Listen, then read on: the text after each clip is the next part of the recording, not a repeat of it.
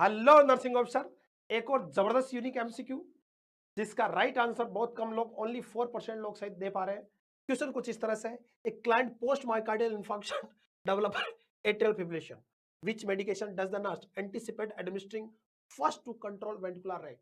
Question क्या कर रहा है, पेशेंट को एमआई का अटैक आ चुका है, यानी पोस्ट एमआई का मामला है, और पोस्ट एमआई सबसे कॉमन कॉम्प्लिकेशन होता है बच्चों क्या, कार्डियक डिसरिथमिया।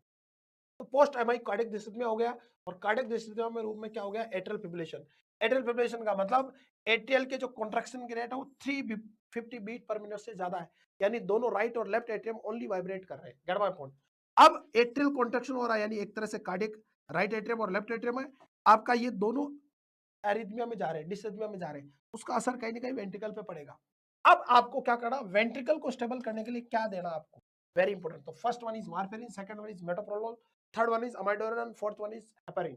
देखिएगा, हेपेरिन एंटीकोगुलेंट है आपको बच्चों, वेरी इंपॉर्टेंट, पोस्ट अमाइड दे सकते हैं ताकि फ्यूचर क्लोट ना हो, वारफेरिन अपन दे सकते हैं। अब बात करते हैं अमाइडोरिन और मेटोप्रोलोल, अब इनमें से अपन डिस्कस करते हैं। तो ये तो एंटीकोगुलेंट हो गए, ये तो कोगुलेशन ना हो उसको रोकने के लिए अपन यूज, इस बात को समझ में आ गया। Gate my point. नेक्स्ट बात कर रहे हैं, वेरी वेरी इंपॉर्टेंट। अब यहां पे क्वेश्चन ये पूछ रहा है कि वेंट्रिकल की रेट को कंट्रोल करने के लिए, अब बताइए मरीज को वेंट्रिकल क्यों डिस्टर्ब होने के चांस है, क्योंकि एट्रियम में फिब्रिलेशन हो रहा है। एट्रियल में क्या हो रहा है, फिब्रिलेशन। अब एट्रियल फिब्रिलेशन को रोको तो ऑटोमेटिकली वेंट्रिकल की रेट क्या हो जाएगी, सेट। क्योंकि तो राइट एट्रियम और लेफ्ट एट्रियम का जो एरिथमिया हो रहा है वो कहीं ना कहीं वेंट्रिकल में भी एरिथमिया प्रोड्यूस कर सकता है। तो सीधा तरीका, कारण को हटाओ, कारण कौन है, राइट और लेफ्ट एट्रियम के इरेगुलर कॉन्ट्रैक्शन होना, यानी क्या होना, एट्रियल फिब्रिलेशन होना। और आपको बताया जब भी एट्रियम में फिब्रिलेशन हो तो अपन ड्रग ऑफ चॉइस क्या देते हैं आपका बच्चों, एट्रियल फिब्रिलेशन वगैरह में ड्रग ऑफ चॉइस रहती है मेटोप्रोलोल, बीटा ब्लॉकर।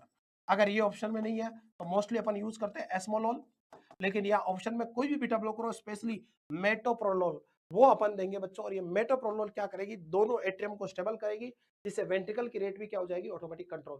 क्योंकि इन दोनों में गड़बड़ होने की वजह से यहाँ गड़बड़ हो रही है, और only 4% population are the right, 96% are the wrong. Only 4% लोग सही है बच्चों, क्लियर है। अमाइडोरोन कब देते हैं, अमाइडोरोन तब देते हैं when beta blocker is contraindicated, when beta blocker is contraindicated. और यहाँ कमबख्त तो आप यही गलती करते हो, यही गलती करते हो, यहाँ पे वेंट्रिकुलर डिस्रिथमिया नहीं लिखा है। अगर वेंट्रिकुलर डिस्रिथमिया होता तो अपन अमाइडोरोन जाते, लेकिन साफ लिखा है, इधर ऊपर पढ़ो, छोटी छोटी बातों और सिलेक्शन की, एट्रियल फिब्रिलेशन है। इसकी वजह से एट्रियम में दोनों में इरेगुलर कॉन्ट्रैक्शन होने से वेंट्रिकल में भी डिस्रिथमिया हो सकता, तो उसको कंट्रोल करने के लिए तरीका क्या, कि वेंट्रिकल में कब होगा, जब एट्रियल में गड़बड़ होगी, एट्रियम को ठीक कर दो, वेंट्रिकल स्थायी हो जाएगा। एट्रियम फिब्रिलेशन या एट्रियल फिब्रिलेशन या एट्रियल फ्लूटर अगर होता है तो drug of choice beta blocker होती है, या हार्ट रेट को कम करेगी, तो मेटोप्रोलोल आपकी ड्रग ऑफ चॉइस जाएगी। And only 4% population are the right. सूचना जनहित में जारी बच्चों, 96% लोग एमाइडोरोन की तरफ जा रहे हैं, लेकिन ये गलत जवाब है बच्चों।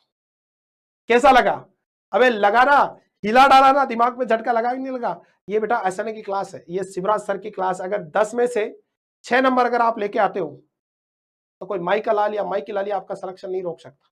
इसलिए पढ़ते रहे, सफलता एक दिन में नहीं लेकिन एक दिन जरूर मिलेगी। God bless you all.